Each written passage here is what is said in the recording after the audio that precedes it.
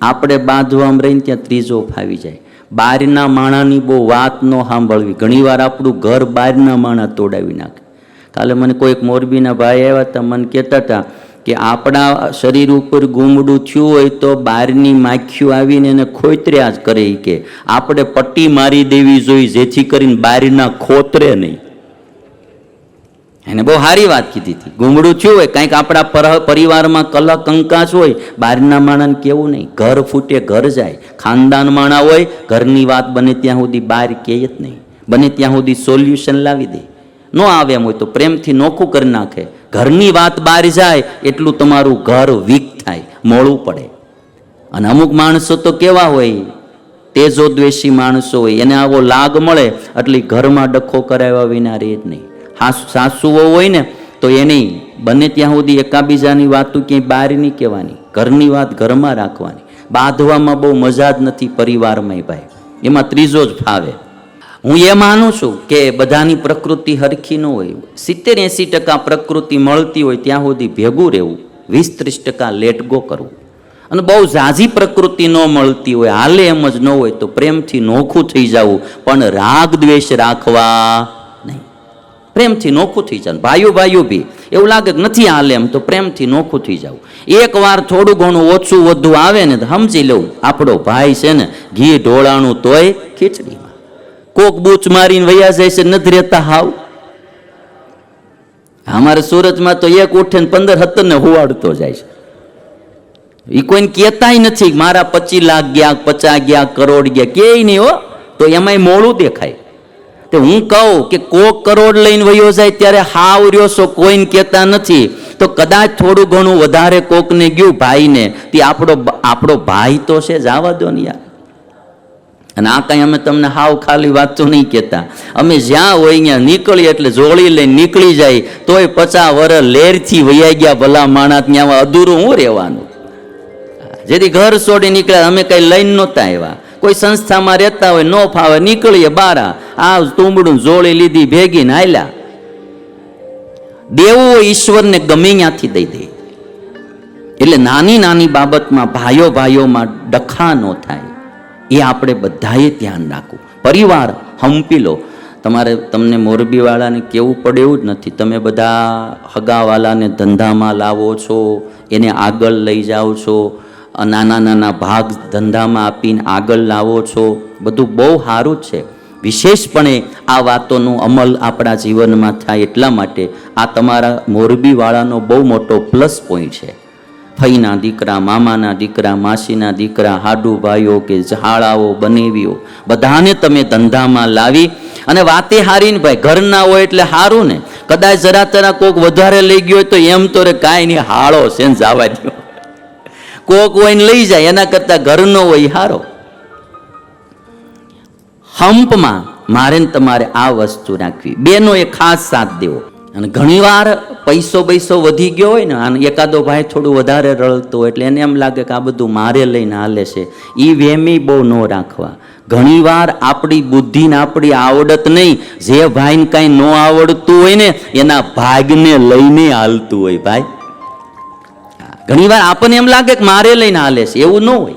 અમારે 3 મેનેજરો હતા ને એક શેઠ હીરામાં. તે 3 મેનેજર, એક કાચું ખરીદે, એક પોલિશિંગ કરે અને એક છે તો એનું સેલિંગ કરે. આખું 3ને આધારે ફેક્ટરી, ડાયમંડ ફેક્ટરી હાલે. ત્યાં 3 જણા માળા એક દી ભેગા થયા. એ કે આખી ફેક્ટરી આપણે લઈને હાલે છે ને આપણે નોકરી કરવી, હાલો ને 3 ભેગા થઈને કારખાનું શરૂ કરી. શેઠ તો ખાલી આવ્યા ગયા આટો મારો આવે છે કે 3 જણાએ નોકરીઓ છોડી મેનેજર પદમાંથી અને 3 જણાએ કારખાનું શરૂ કર્યું. અને એવું ભાઈ નુકસાની ગઈ હતું એટલું બધું વેચાઈ ગયું. ઘણીવાર આવડતનું ગુમાની ન રાખવું, કોકના ભાગથી હાલતું હોય ભાઈ. અને આપણે આ દુનિયામાં જોઈએ છીએ અંગૂઠા છાપ માણસો હોય તોય કેટલી પ્રગતિ કરી હોય, એના અમુક ભાગ કામ કરતા હોય. ભાઈઓમાં ઘણીવાર આવું થાય કે એને લઈને હું મારે લઈને બધું હાલે છે, પણ ઘણીવાર એનું ભાગ કામ કરતું હોય. મેં એક દ્રષ્ટાંત દીધેલું, કદાચ તમને યાદ હશે, પણ હવે આજે નથી કેવું, જવા દો. બીજી વાત, મારે ને તમારે બધાએ પરિવારમાં આવો સ્નેહ રહે એવું કરવું. નફરત કી લાઠી અઘૃણા તો નયત તે. હું મારા જીવન માટે કહું, તમારા માટે રહેવું તો પ્રેમથી ભેગું ન રહેવું તો પ્રેમથી નોખું, નફરતમાં જિંદગી બગાડવી જ નહીં, રાગ દ્વેષમાં જિંદગી બગાડવી જ નહીં. નોખા થયા પછી તો અબોલા રાખવા જ નહીં. જિંદગી ભગવાને આનંદ કરવા માટે આપી છે, ઈશ્વરની ભક્તિ કરવા માટે આપી છે, રાગ દ્વેષ કરવા માટે નહીં. રાગ દ્વેષ ટાળી અને ભગવાનને પામવા માટે જિંદગી આપી છે. ખોટા રાગ દ્વેષમાં પડવું નહીં. કવિઓએ ગાયું, નફરત કી લાઠી તોડો, લાલચ કા ખંજર ફેંકો, જીદ કે પીછે ન ભાગો. આ ત્રણ વાના માણસને કુસમ કરાવતા હોય પરિવારમાં. નફરત, લાલચ અને જીદ, ત્રણને કારણે કુસંપ ને અબોલા થતા હોય. આ ત્રણ વાનાને છોડવા. નફરત કી લાઠી તોડો, લાલચ કા ખંજર ફેંકો, જીદ કે પીછે મત દોડો, પ્રેમ કે પંછી મેરે દેશ પ્રેમીઓ. અદ્ભુત રચના.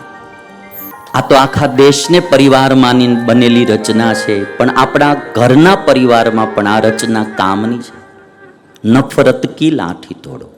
મારે તો આપણે બધા શું થવાનું છે ભાઈ? સાધુ. આ વખતે મોરબીની કથા સાધુ થવાની કથા હાલે છે.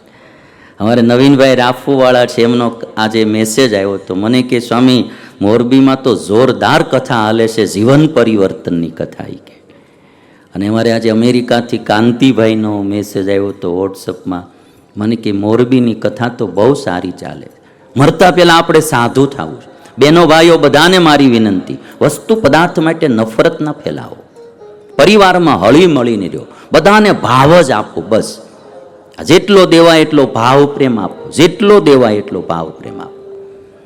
નફરતની વાત નહીં, ઘૃણા નહીં, નિંદા ટીકા નહીં, કોઈના અભાવ ગુણ ગાવાના નહીં, કોઈની માઇનસ પોઈન્ટ જોવા નહીં, કોઈના માઇનસ પોઈન્ટની વાતોય કરવાની નહીં. ઈ સમજે ને એનો ભગવાન સમજે, આપણે વચમાં ક્યાંય નહીં. ગવાય તો બીજાના ગુણ ગાઓ. અને એક નક્કી કરો, જેની ભેગું રહેવું જ છે અને રહેવાનું જ છે, એની ભેગા પ્રેમથી જ રહ્યો. હવે નક્કી જ છે કે ભાઈ પતિ પત્ની છૂટાછેડા આપણે કરવાના જ નથી, તો બાંધીને જીવવું એના કરતા પ્રેમથી જીવો ને યાર. બાંધીને શું મજા આવશે? પછી એક્સેપ્ટ કરી લેવું પડે, મારા પતિનો આટલો આ સ્વભાવ છે, જરાક બોલવાનો નક્કી કરી લેવાય, બોલે. પછી વારે એના મગજમાં ન લીધા કરે, આનો સ્વભાવ જરાક ઉતાવળો છે તો એ નક્કી કરી લેવાનું. પત્ની હોય તો પતિએ નક્કી કરી લેવાનું, આને અઠવાડિયામાં એકવાર દાળ ખારી થઈ જ જાય છે, ખાઈ લેવાની સાનુમાં. રોજ પછી ખારી કરી નાખી. ખબર જ છે કે ભાઈ એને રાંધતા નથી. બધાના હાથમાં હસ્તકળા હોય. આ તમે બધા જોવો છો, આપણે બધા લખતા હોય તો હું બધાની હેન્ડ રાઇટિંગ હારી જ હોય. હાથ તો એની છે ને હાથ તો આપણે છે, આપણે જ કેમ હરખા હેન્ડ રાઇટિંગ નથી થતા? કયો લ્યો હાલો, ગાંધીજીના અક્ષર ગાંધીજી જ વાંચી શકતા હતા, અને લગભગ મોટા ભાગના ડોક્ટરોના અક્ષરો મેડિકલ વાળો જ વાંચી શકે. આપણને એક પણ ખબર ન પડે એમાં.